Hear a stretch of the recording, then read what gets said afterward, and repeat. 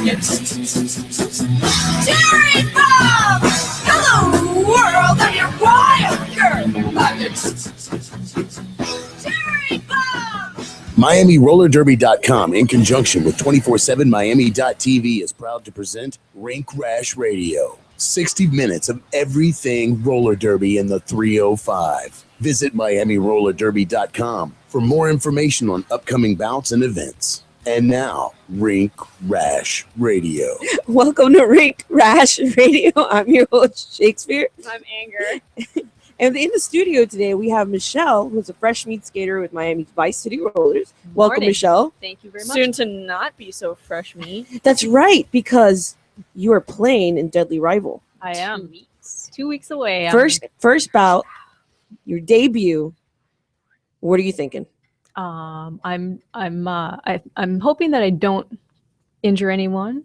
My team, their team, myself. I like how she goes. I was gonna say, I'm glad that your first thought is injuring other people. Okay, because it seemed like she was thinking about injuring other people, not being injured, which is No, great. right, exactly. That's what I was thinking. But I was like, I love how it just goes there. I hope I don't hurt. That's good confidence. I'm fresh. I think that the chances of me hurting myself are pretty possible, but so it's kind of like I expect that, but I just hope I don't take anybody down with me. That's probably my biggest fear. If you do, just make sure we're scoring points while you do it. Yeah, no pressure at all. I don't condone that in any way, shape, or form. So with that, it comes picking your name. Oh God! And we all know Miss Naughty is the ultimate name master, and you've consulted her. So tell me about your process here. Okay, it's been I think I've got a little notes list going. I probably have had about 200 names of like little words I like or tidbits I like. Are you like one of those people that put like index cards and like pick? I have a massive. If this ever ends up in the pool, I'm in big trouble. So what are your favorites? Okay, so the ones that I had picked, which was Venom Miss Lady. People seem to be okay with that. But Naughty had a really good point. She's like, it's a nice thing, but like, are you a snake person? And I'm like, no, not really. But like I trained poison control once. I got to go visit the place where they had the TV show, and that was kind of cool, but it's not really a part of who I am. She's like, no, like you have to choose a name that has something to do with you. So her whole process was like, email me 10 things. Tell me, it doesn't matter whether it's like what kind of music you like or, where you're from or just whatever the 10 most important things about who you are. And then I'll work with that. What are those 10 things? Ooh, that was a fun list to come up with. It was basically, I'm from Minnesota, go Polars. Everything from that to I was raised on heavy metal. Known fact. Love Iron Maiden and Metallica. Those are probably my favorite. What? Yeah. That's cool. I've got never in a million years. Never in a million years would I have figured. I know when she said it at practice yesterday, I was like, really? Tell me more. Yeah. I saw a lot of like bubblegum pop when I but that's me and I'm hungover. Out of her? Explains that. No bubblegum pop. No, okay, not so much. What was the next thing? You had to sit down, put pen to paper, and who am I? I had to put pen to paper, and I was kind of thinking, like I like animals a lot, but I hate mosquitoes. It was just like really random stuff. I'm like, I hate mosquitoes. Not animals. Like I'll murder them. Terrible. They're it's bad. The Florida State bird. Yeah. Exactly. So it was kind of just like, and my grandma's my soulmate. She's 94. She was a total badass, and like used to love hanging out with people in detention. Like she would take the kids they'd be like, okay, Mrs. Jones, go pick up, Anger from, psychology class and bring her to the principal's office. And she'd get him in like a full Nelson, take him into the principal. She's like, okay, I got Anger now, So she's super fun. But then it's like, how do you incorporate it into a name? Okay. It's just. So what did Naughty come up with? The stuff that she came up with was pretty good. What you got? Minnesota. Not bad. Cute. That's a good Clever. one. Yep. It gets a little complicated though because we don't say soda, we say pop. We say like, oh, would you like a pop? Tomato. Right. So that's a Yankee thing. Yeah. It's down here, Coke is everything. Yeah. It doesn't matter if it's Coca-Cola. sugar water that's brown, it's Coke. Yep. Yeah. And up there, everything is pop. Exactly. It's hard to get used to. Yeah. What else you got? Mosquito Slayer, which I like. Okay. Slayer's music. I do like Slayer's music. Not so big on everything about them, but definitely like the music. Not Your Babe. I'm a big feminist. I did a lot of feminist work for my MFA, which I just got a year ago for graphic design. What is this one? Pixel Hater. Pixel Hater. Oh, I like that one. Graphic. I like that one. Pixels. The problematic part is my one that like instantly was like, I love this one. It's Susan B. Anarchy. Well, there you go. That's it. I love it. That's what I thought too. one. And then I found out there was like 8. It just rolls right off the tongue. It does, but there's like 8 other people with the same name with different spelling. So I'm like, I oh. And I think actually there's a player on Deadly who has a Susan B. Anthony type name. Right. as I was well. like, if they all live in Portland, maybe I'll consider it. Yeah. But Maybe That's a not twist on a. So you have a decision to make I do. And for within now, the next 2 weeks. yeah, But you're not married to all these. I mean, you don't have to No. pick one of these. No, of course not. I don't. She's got a lot of really good ones, but If you had to pick one today, oh, I really want to be Susan B. Anarchy, but Gloria Stunham. Gloria Stunham. Oh, like Steinem. Ooh, Yeah. I think there's actually one there. I already looked on names for her. Listen, I'm sure. I know it's a good one. Redneck here from Kentucky and whatnot. So any ideal that I came up with, somebody way smarter than me came up with. 15 years ahead of the curve. Yeah, but that's a clever. That was actually one of the first things. Well, that I had thank you. looked I at, appreciate that. Thank you. Throw a dog a bone. all right. So if you Susan B. Anarchy, that would be my favorite. that would be your first one. Probably Pixel Hater. I like that one. Pixel Hater. Yeah, So we'd call you Pix. sure. That's cute. I can go with that. I can go with that. All right. So you're excited about the game. I am. You've been training really hard for it. Yeah, you guys have put in a lot of work to get me there. You guys are taking hits last night that I probably should have been taking. So Kudos to Anger for leading fresh meat Yeah. and really putting the fresh meat to work. Yeah. I think, extending the fresh meat practice so we have a little more time on the track. They all did Yeah. You great guys, yesterday I think too. that's awesome. I think that's awesome. So we do have a game coming up, which is the game you'll be playing in, and that's against deadly rival roller derby. That was June 13th at the Astro Skate Park in Pinellas County. And they're actually also recruiting skaters June 6th for the bank track team. So they just bought a bank track, which they had a boot camp last weekend for, which me and Naughty got to attend, and Mike, one of our refs. And I have to say, the bank track was a lot of fun. It's really fast. You can't stop, which is counter to all the training that we do in flat track, right? Like you train to stop and bring back. You really can't do that at all on bank track. And we were trained by Bo Toxic, one of the coaches for the San Diego Derby Dolls. And she really took her time and got us going, comfortable going up and down the ramp and everything. So it was really cool. So they're really building that community of bank track. It's the only bank track in Florida. So they're recruiting on June 6th for that. And then in local derby news, we've got Yes, tomorrow there is a mixed scrimmage. They're doing in Ocala. They're hosting a Cowboys versus Alien scrimmage. that sounds fun. So the first game is going to be women, Cowboys versus Aliens, and then they're having a mixed scrimmage after with co-ed. So there's actually a lot of guys signed up. So it should be really interesting to watch. I love me some co-ed. In national news, we've got a tournament going on this weekend. It's the Best Stearns 2015. Rocky Mountain Roller Girls are hosting. It's a West Region Division 1 tournament. It's going on now. The teams are Denver, which is ranked 8. I know. Denver has a crush on. Wait, Anger has a crush on Denver. No, Denver also has a crush on me, but they just don't know it yet. Rat City, which is ranked number 16. Terminal City, ranked number 17. Arizona, ranked 28. I don't know how to say it. Is Wasatch, number 39, and the 5280 Fight Club, number 14. These are top 40 teams. They're all sanctioned games. The game started last night. Denver beat Arizona 508 to 62. Damn. Yeah, they did. Woo! That hurt my parts down That in was South Florida. Good little bit of a Lord, beat that's down on whooping. that one. Rocky Mountain beat Wasatch 335 to 67. Wow, these are big Oh my differentials. God. I know, these are big differentials. Rat City beat Arizona 312 to 73. Well, okay, something's not. It gets a stirring little the better. It gets a little Kool-Aid. better. It Okay. gets a little better. Terminal City beat Wasatch 219 to 139. Okay, all right. Denver beat Rat City 145 to 88. And then it just goes. And then Rocky Mountain beat Terminal City 260 to 85. Jesus.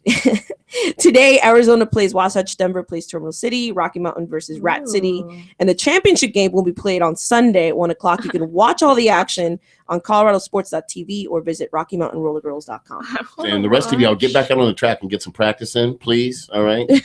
Can't have lopsided scores like that and have people take the sport seriously. Are you talking about the Central game? What are you talking about? What you talking about? Listen, when it comes this close to home, ladies, that I keep my mouth shut. I keep my mouth shut. I don't skate on the team. I don't coach the team. Points. But when it comes to roller derby as a whole, well, being like an announcer guy and doing the podcast and whatnot, I think my opinion is viable, and you can't have scores. Your opinion doesn't matter. Well, I don't know. I've seen some really Your feelings are wrong and stupid, George.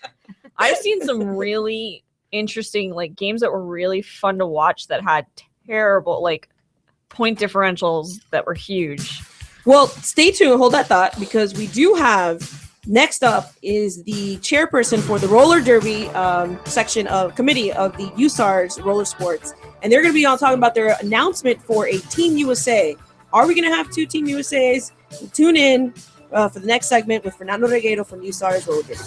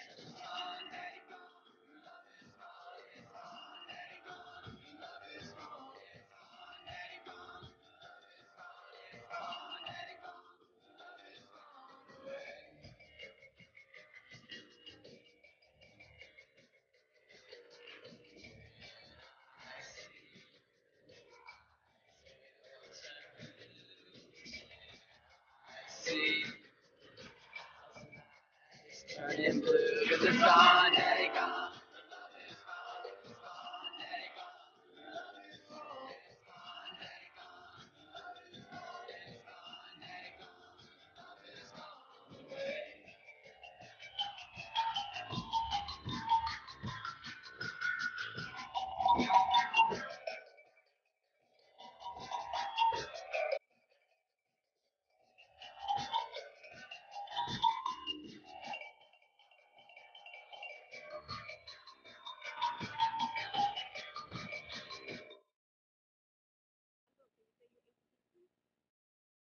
Yeah, A, B, C, D.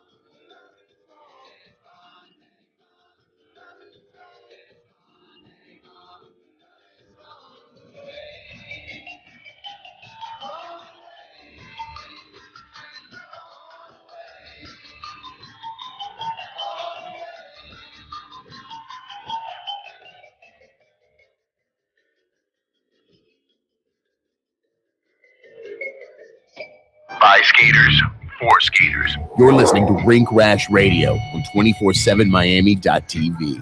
Welcome back to Rink Rash Radio. If you're just tuning in, we have a special guest on the line today. Is the chairperson for the U.S. Roller Derby Committee, Fernando Regueiro. Can you say hi, Fernando? Hi, how are you guys? Welcome so much for being on the show. So actually this week, USARS made an announcement.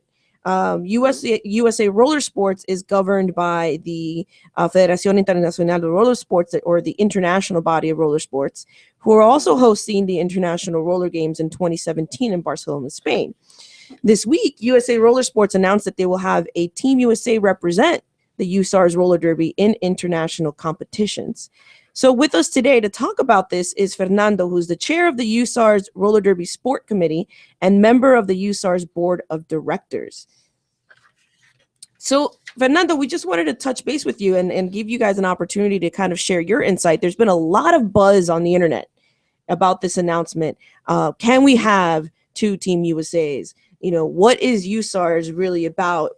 How, let's just have a discussion about it. You guys just made this announcement. What role do you play in the USARS?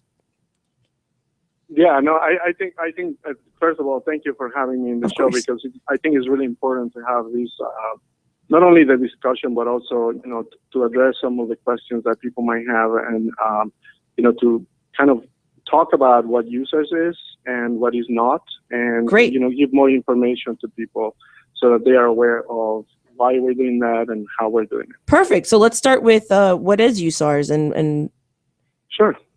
Yeah. So USARS is basically an organization, an amateur sports organization that is first of all a nonprofit. It's created by an act of Congress back in 1978. So it goes back to when the Amateur Sports Act was created, and this act of government basically is the same act of government that created the U.S. Olympic Committee. Before this existed, there were a lot of organizations that were kind of running the different sports and were creating their own regulations based on whatever they thought. Like some of them didn't allow women to compete, some of them had different rules. So this act of government created all the structures of sport that we have in the United States, which is the U.S. Olympic Committee and all the national governing bodies of all the different sports. So the way that the act is written, and it was rewritten in 1998, is that each sport can have a national governing body that is designated and recognized by the U.S. Olympic Committee to kind of like manage or work within the context of each sport. And USARS is the organization that the U.S. Olympic Committee recognizes to do that for all roller sports. And, we're not just talking about roller derby, we're talking about speed skating, artistic, inline hockey, now slalom. So that's kind of like the background on how everything was created. It's really an act of Congress that created it. That's very interesting. That was history lesson. I love that. So tell me actually about, Derby within the USA Roller Sports organization. How is that different from, something like the Women's Flat Track Derby Association rule set? Yeah, so I mean, USARS has been around since 1937. So it's an organization that is really, really old. In 1972, they applied to be the international, with the International Federation, which is the FIRS organization, to be the representative for roller sports on the international level. So the way that all the other sports like speed skating and artistic and inline hockey, they were there since the beginning, for a long time. So the way it works is basically there are some activities in the community, out there in the world, like slalom or freestyle skating or some other activities there that are not officially recognized until there is a certain amount of steps that need to be processed through the IOC and the USOC and FIRS. So that's what roller derby kind of went through. Roller derby went from being simply a program that was strictly insurance, and you have to remember, or if you remember back in the days when in 2003 when roller derby was really just starting. All those teams were insured by users, and I was in the Windy City Rollers, and our team was insured with users until the WFTDA created their own insurance program. So users has been around roller derby for a little while, like since the new beginning of roller derby in 2003. The roller derby program, like the official roller derby program, didn't start until FIRS and the USOC actually recognized roller derby as an official discipline, which is when users was able to allocate resources, staff, and create like an actual formal program. So that's kind of like the background on how the program was created.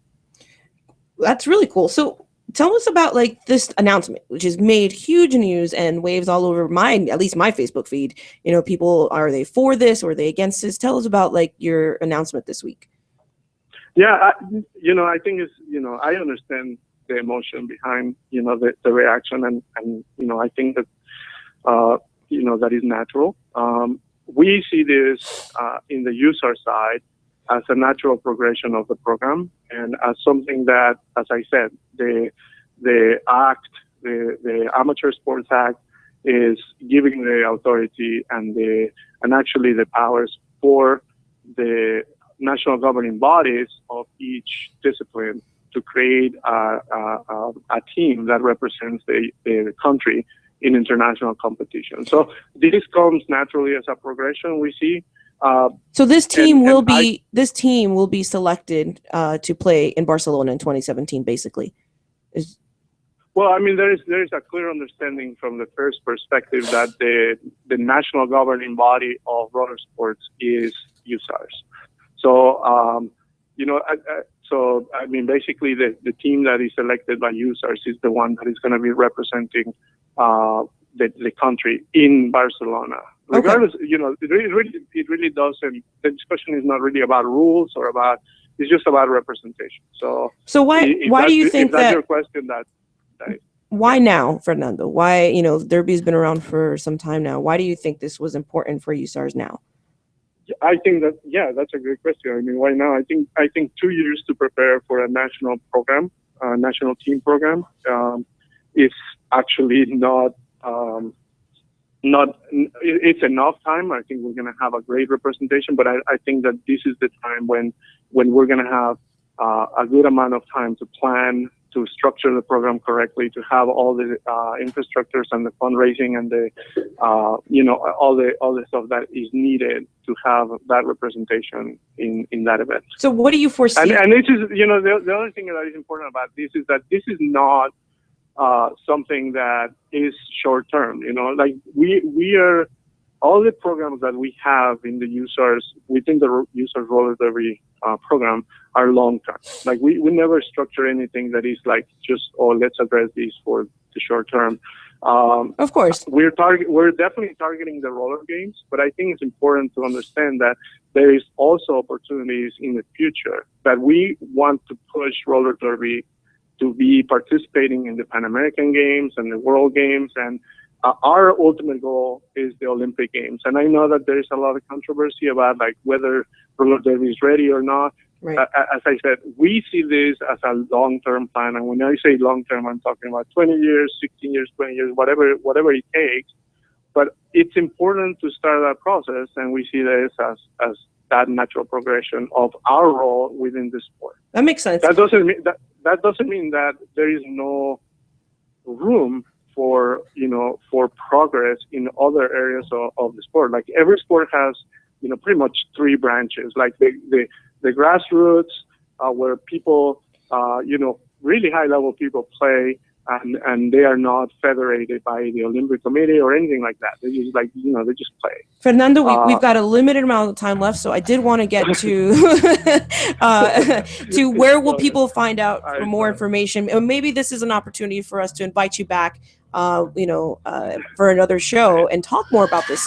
A great announcement, so we can talk about how skaters can actually compete. Where will they compete? Who will they compete against? What type of rule set we're looking at? These are all questions that people are dying to know. So thank you so much for joining us. And your website, so people can get more information, is?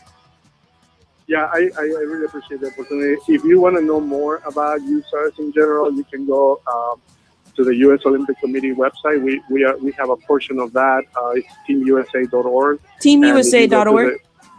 Yeah, and if you go to the sports summer roller sports, that's where USARS is. Excellent. Basically. Fernando, thank you so much for your time. Shout out for Windy City Rollers as well, since you played with or were part of their organization. Next up, we do have Total Disaster from the Charlotte Roller Girls. And they're actually her and Rita Maneata are on their way to Nashville right now. So stay tuned for more Rink Rash Radio.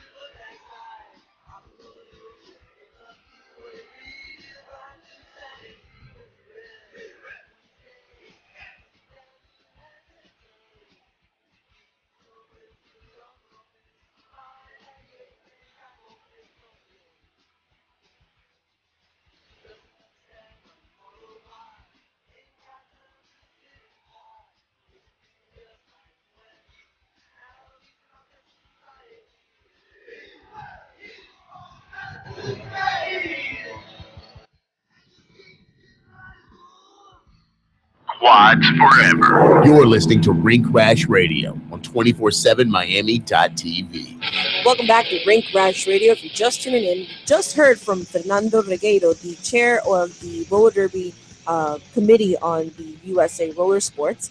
And now we have Total Disaster from the Charlotte Roller Girls, as well as Rita Maneata. They're both on their way to Nashville. They're on the road literally right now. And we're catching up with them. Total Disaster. Can you say hi? Hi, how's it going? Awesome. Thanks so much for joining us. Now, Liz, you're currently skating in your... Hello? I think that... I said thanks for having us. Oh, of course. Is that you, Rita? Rita is sitting next to me. Next to you. Literally. I have to ask, what is in Nashville? So we actually play with a pickup team called Motley Brew, and it has some all-stars from like Columbia Quad Squad. We're having some skaters from Chattanooga today, from a lot of neighboring leagues. So it'll just be a kind of fun pickup team against a high-level team. So we're looking forward to that. We don't have another sanctioned game until Beach Brawl, which is coming up in a couple weeks. So yay! You'll be in Fort Lauderdale, which is just like a little bit north of us. Yeah. We'll have to get with you when you guys get here. That would be great. That sounds like a lot of fun, though. I want to go play with all-stars from teams all over. So Liz, it is your third season with the Charlotte Roller Girls. You're a jammer. You're a jammer for the All-Star team, and you serve on the board as the public relations chair. And you are also a national journalist for NBC News, which I thought was pretty cool. Yeah, it's kind of a funny juxtaposition between Derby and the news world. And, you know, I have to do some creative covering up of bruises, but... Did you ever have anything that was visible on the show, like on air? Yeah, I mean, it's just one time I had a like an almost black eye, and so that was probably the biggest challenge. But otherwise, it was pretty doable. That's awesome. So I know that you mentioned that you guys had some pretty cool appearances and coverage for the team. You know, your background in journalism definitely came in handy. You mentioned you had some appearances on national TV, ESPN, Blood and Thunder magazine, and local news. What's been the most memorable for you? Actually, I think this has been the most bizarre is that we've appeared on 2 nationally syndicated cooking shows. Like one was on the Food Network called Rebel Eats with Justin Warner, and we just kind of drank beer and went bowling with him and ate at this kind of bizarre bowling alley in Charlotte. And then one was actually like at a food truck, and we had the chef skate around with us at our practice space. And then Rita Maneata and I and another skater named Margaret Natcher did like little cooking segments with them. What? So that is so cool. Fun and just funny that like as a roller derby team, we made these appearances on food shows. Kind of bizarre. Because we got to eat. Right, exactly. The roller girls can take down some food. Oh my God. Yes, we can. I mean, I think we devoured our like plates last night after practice. It's just like, give me all of it, all the bacon and all the carbs. Yeah, I think we got to figure out. Right? Like, if you pound for pound added up the amount of tater tots. So you pretty impressive. So you went to journalism school at UNC Chapel Hill, which is pretty awesome. And you found out tell us about how you found out about Derby, because I thought this was pretty interesting. Sure. So I actually I was doing a short form documentary as a project for journalism school, and I found out about the Carolina Roller Girls, who are based in Raleigh, and Daisy Rage is actually one of the main subjects, who's like a mother of 3 and has is a pretty interesting character, has been a good blocker for a long time. And so I just did this like filming with the team and saw practices and went to a bout, and they have this big arena that they play games in. And actually there was a tornado that came through Raleigh during the game, and everyone had to like evacuate to the basement. Oh my God. Kind of. So so that was how I first found out about it. And I just thought I was so taken aback by the passion and how intense the sport was, and how just like the community too, with all of the girls involved. It just seemed like something I was really wanted to be part of at some point. And then that's when I put it on my bucket list. And then when I came to Charlotte, I thought, well, why not cross it off now? But you had one problem. You didn't know how to skate. I didn't know how to skate. No. And Rita, as a trainer, will probably joke with you. I mean, it was like a giraffe on ice. It was hilarious. Like I'm 60% legs. I had skates that I had found in a dumpster that were like from the 70s. It was hilarity. Yeah, I was a shit show. Oh, I don't think I can say that, but it was very funny. And a dumpster? I had a big learning curve. Oh wow. To get comfortable on skates. But you overcame that, because guess what? You got on the All-Star team in your first 8 months of skating. And you got voted captain. How do you go from not knowing how to skate from dumpster skates to running the team? How does that happen? Thanks, George. I felt like I had a lot of support. We have a really awesome training, system, and really supportive trainers, and I had some people who went with me outside of practice time just to be like, here's how you stand up, and that was really valuable. And I mean, it took a lot of work too, but I really think that the support system was just in place in our team, that people are really rooting for your success. Absolutely. So I think that's. So do you feel like you've gotten to the next level in your roller derby career, and how do you go from that to even the next step beyond that? Yeah, I mean, I think every time that I get on the track, I'm learning something and improving. It's definitely not a I mean, I have a long way to go too, you know, and you can be hard on yourself, you know, you still make mistakes and all of that. But yeah, I think I'm still learning a lot. We play really challenging teams. You know, we just got back from playing from New York, and we played Garden State and Suburbia, and they were both really tough teams who used different blocking styles.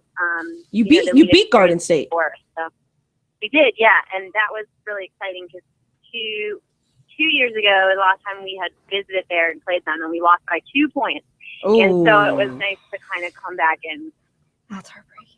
What was the point difference now? What was the score? Do you remember? I think it was like 224. I think it was, what was the differential? 70 points? That's cool. See, I never really remember the scores either. I just remember if we win by a little or if we win by a lot. That's usually what I remember. Yeah, it was significant, and we were excited about it. That's awesome. And actually, so, you know, you're ranked 94. Charlotte Roller Girls is ranked 94 by WFTA. You have two teams, the All-Stars and the Bedazzlers. That's pretty funny. You know, what's next for the team? Well, we are growing, and that's really exciting. And we have a really active community of derbiers and skaters. We have a rec league as well that just started this year, and I think we're making plans to go back to a home team setup, or to add a home team setup to our home games. And so we're really excited about that. We previously had home teams, and, you know, they were successful. And then we went to, you know, we found that our priority was, you know, our rankings and being WFTA teams. So that's how we started the A team, B team setup. Right. And we've seen a lot of success with that. And so we just want to, we think that our home fans would really enjoy that kind of, you know, the home team season. Yep. That makes sense. Yeah. And so you'll be playing against, you'll be playing in Beach Brawl. You're playing against Crime City from Sweden, which is a rematch from a game last year, ECDX. Yeah. Yep. So, and Crime City, they're a tough team. They have really solid walls. It's like this just brick wall that can be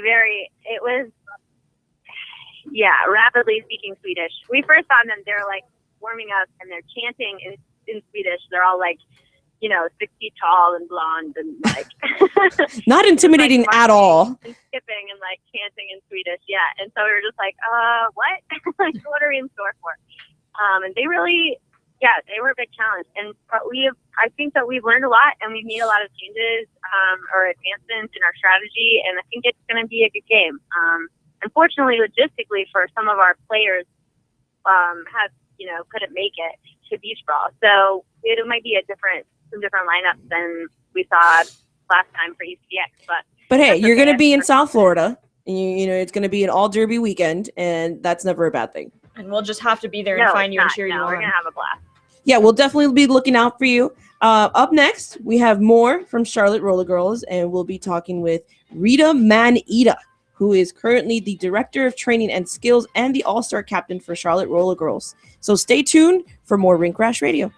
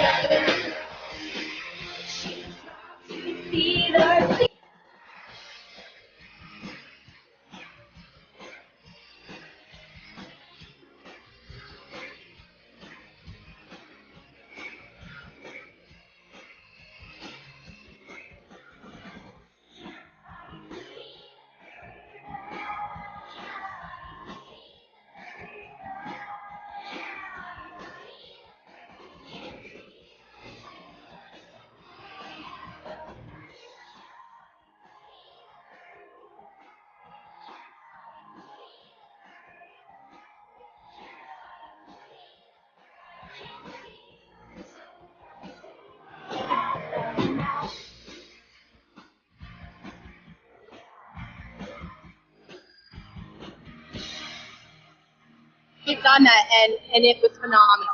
They brought us into their little banquet rooms that they have for events, and we skated around that, and we scuffed up their floor really bad, but they loved it. We gave them like a jolt when we went and did a tomahawk in front of them. Oh my God, it was the best. Back to the show before the fresh meat gets rotten. You're listening to Rinkrashradio on 247miami.tv. Welcome back to Rinkrashradio. It's the last segment of today's show. And on the line, we've got Rita Maneata from the Charlotte Roller Girls. She's the Director of Training and Skills and the All-Star Captain. Rita, say what's up. Hey, how's it going? Good. We have questions for you. Okay. All right. Let's start with, to me, what was one of the most interesting things in our exchange via email is how you became a whiskerina for beard competitions with the Beard and Moustache Club of North Carolina. How did that happen? Well, so I've known about the Beard and Moustache Club for a long time. I mean, they're really heavy recruiting. Like, we could probably use some of their manpower in recruiting for us. And they invited us out like we were. Beard clubs and roller derby teams seem to be paired up all over the country. So they invited us to come out to their competition last year. And we had about that day, but we were like, hey, if we made it our official after party, would that be cool? Like, could our skaters get in and, hang out with you guys, drink some beers, cheer you on? Because derby girls don't drink beer. Whatever. That never happens. Not all of us. And they never cuss either. So I mean, demure. our sponsors them, they sponsor us. It's a beautiful relationship. But this year, their competition was actually the same day that we had a game down in Columbia, and it was a daytime competition. And I didn't know that I was going to be able to be back in time, but I found a ride back with one of my coaches who was leaving right after the game, and I rushed home, washed the derby off of me, got dressed. The derby off. I made a beard out of Swedish fish.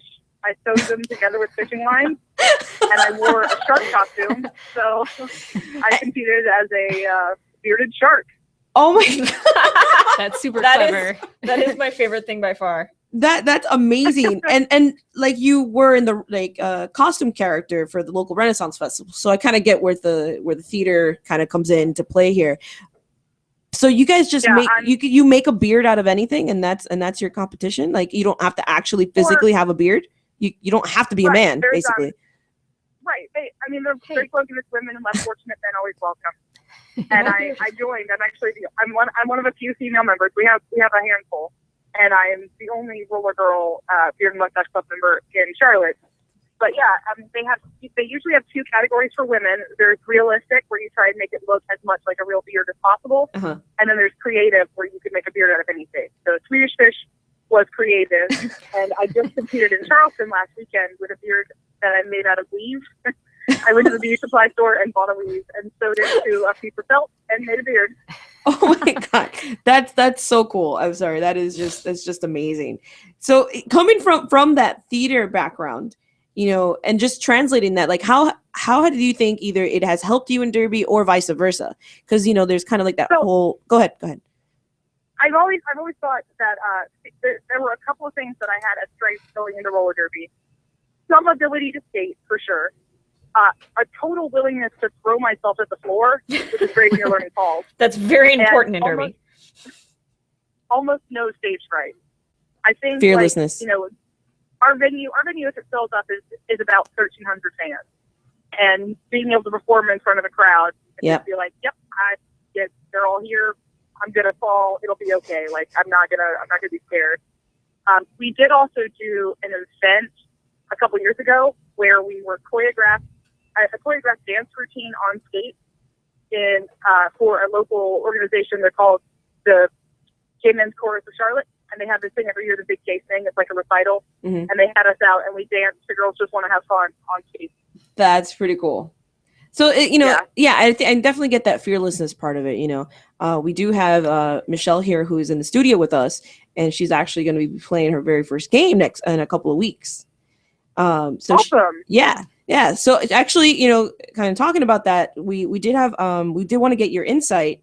Michelle, I know you had a question. Yeah, I was curious. And it's kind of cool to see that you're interested in doing not just roller derby, but you can do dance on skates. So, yeah, and that you're quite fearless, it sounds like. So with the whole USARS WFTA, would you ever consider trying to switch over, or are you interested in that at all? And how do you think that would play out for, the future of maybe giving yourself a new challenge? Or I guess I'm just curious how you feel about it.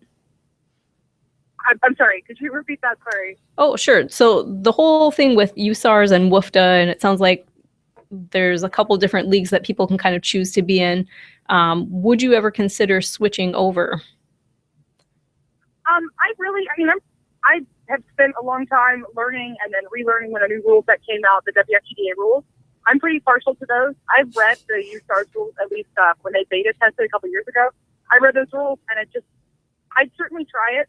I'm down for anything. I heard about a bank track down in Florida. I want to go skate on it. Deadly but rival. I don't know that I would necessarily, unless there were like a really good, compelling reason, unless I felt like, oh yeah, this rule set is really the future of roller derby. But I really like that WFGA as an organization values input from the member leagues and from the skaters so much that they don't make a decision without getting, without seeking input from the member league. And I don't think that USARS necessarily has a structure like that. Yeah, that's so I'm for now. I'm definitely WFTDA. Good to know. But that's interesting, and especially I think Michelle's question came from the fact that you guys play for an all-star team. You're at a level where you can compete, and you can basically choose what you want to compete. You could try out for USARS Team USA. Is basically the thought there. I don't know how many leagues play by USARS rules other than OLI. I don't know how many top teams.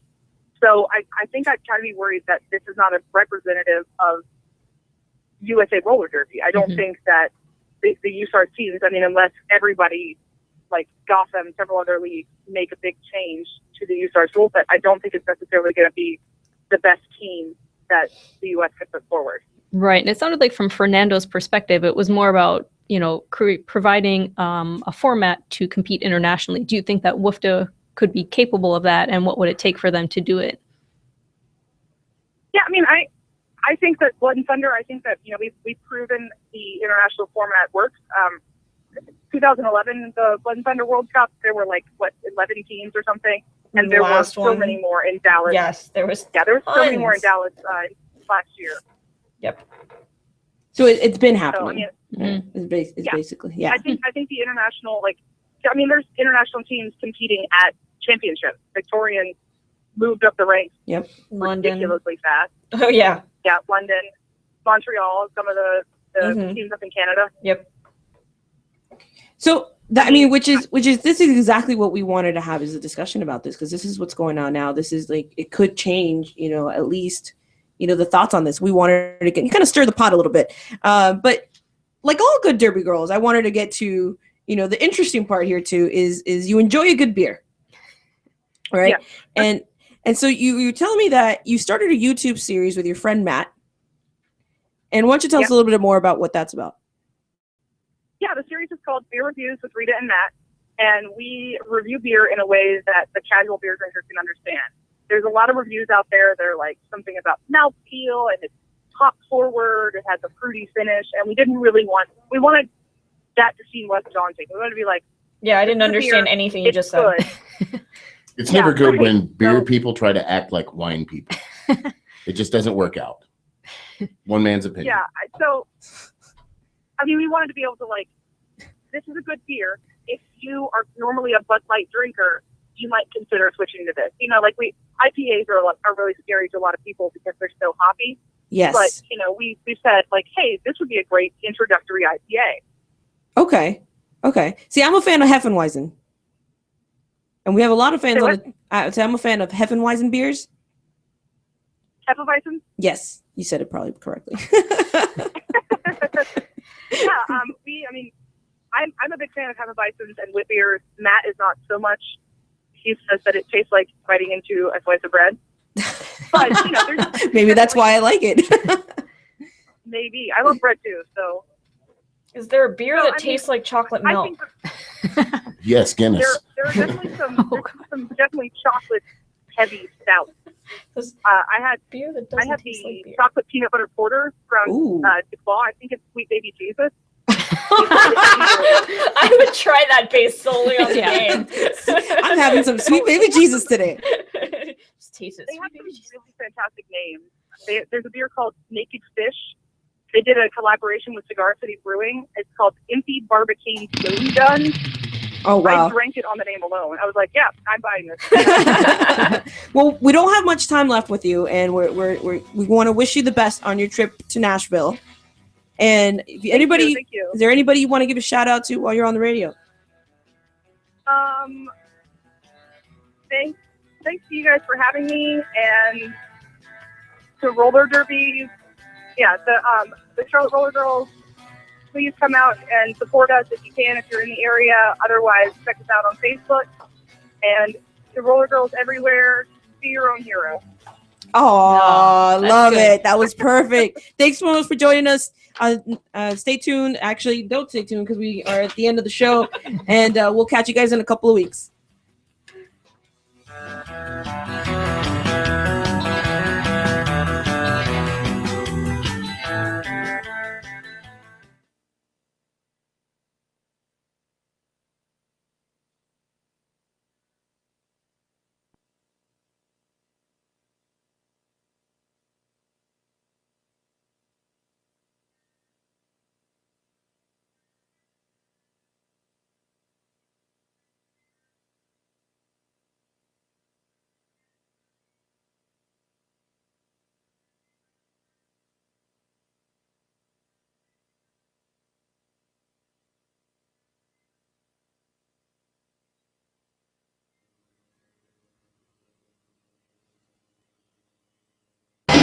Women need to be disciplined.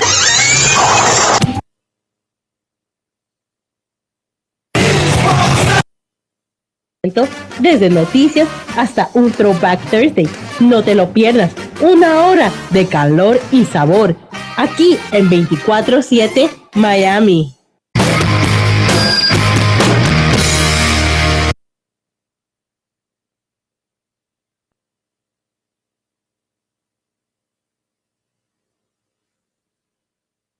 On the hawk in front of him.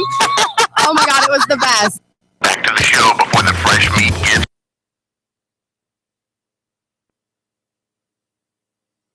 On the hawk in front of him.